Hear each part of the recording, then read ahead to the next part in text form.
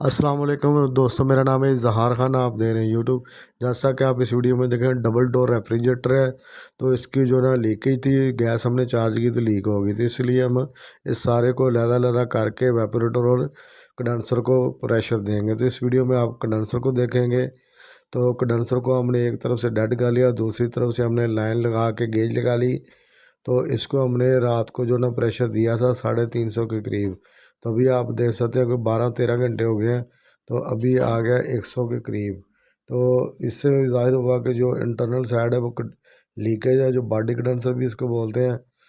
तो इसको हम आपको दोबारा से प्रेशर दे के दिखा देंगे कि बाहर वाला हिस्सा सारा ठीक है, जितने भी जॉइंट और हमने डंड लगाया था वो भी ठीक है। तो उसके बाद हमने एक लहदा वीडियो अपने उस वेपोरेटर भी चेक कर लिया, ताकि उससे भी श्योर हो जाए कि वेपोरेटर ठीक है कि नहीं ठीक।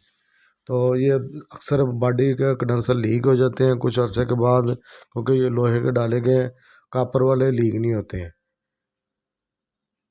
तो ये आप देख सकते हैं बाहर वाला हिस्सा सारा बिल्कुल ठीक है, जितने भी ज्वाइंट नए लगाए थे और पुराने भी बिल्कुल ठीक है।